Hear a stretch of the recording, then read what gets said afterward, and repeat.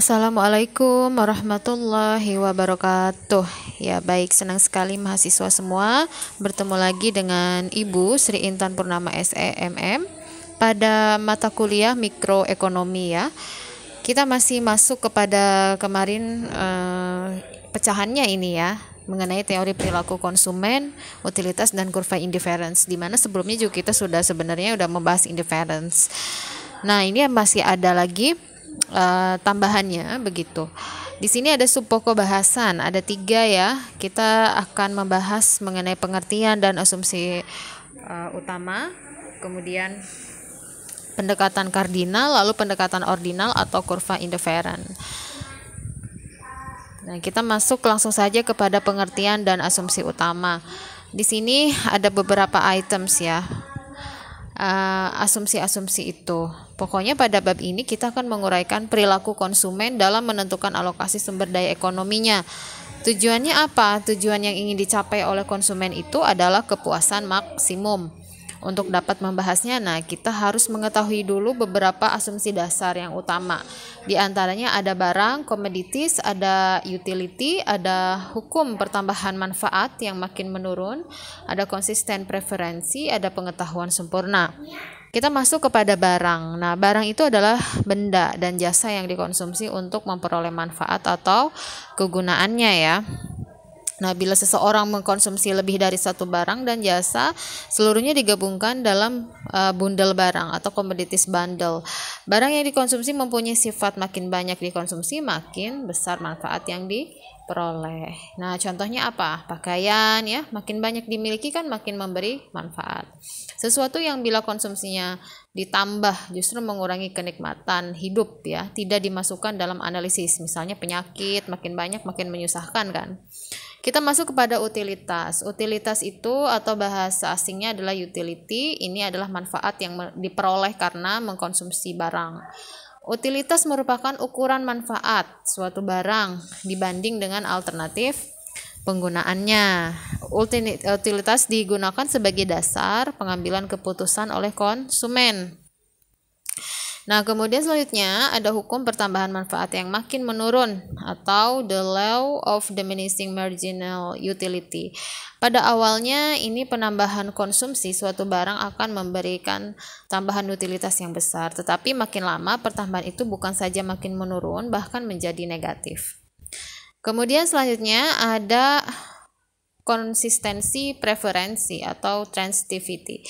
Nah, konsep preferensi ini berkaitan dengan kemampuan konsumen menyusun prioritas pilihan agar dapat mengambil keputusan. Minimal ada 2 sikap. Pertama, yang berkaitan dengan preferensi konsumen atau yaitu lebih suka ya.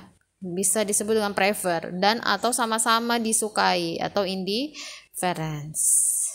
Nah, nanti ini ada kurvanya indifference. Kemudian selanjutnya ada pengetahuan sempurna atau perfect knowledge, di mana konsumen ini diasumsikan memiliki informasi atau pengetahuan yang sempurna berkaitan dengan keputusan konsumsinya. Mereka tahu persis ya kualitas barang, kapasitas produksi, teknologi karena mempunyai pengetahuan tadi. Sampai dengan harga juga mereka tahu. Nah, mereka juga mampu memprediksi jumlah penerimaan untuk suatu periode konsumsi. Nah, kita masuk kepada pendekatan kardinal. Nah, teori kardinal ini menyatakan bahwa kegunaan dapat dihitung secara nominal, sebagaimana kita menghitung berat dengan gram atau kilogram, panjang dengan sentimeter atau meter. Sedangkan satuan ukuran kegunaan adalah util ya, keputusan untuk mengkonsumsi suatu barang berdasarkan perbandingan antara manfaat yang diperoleh dengan biaya yang harus dikeluarkan. Nah, ini ada simbolnya. Kalau nilai kegunaan yang diperoleh itu disebut dengan utilitas total atau TU. Kalau tambahan kegunaannya dari penambahan 1 unit barang yang dikonsumsi itu disebut dengan utilitas marginal atau MU ya.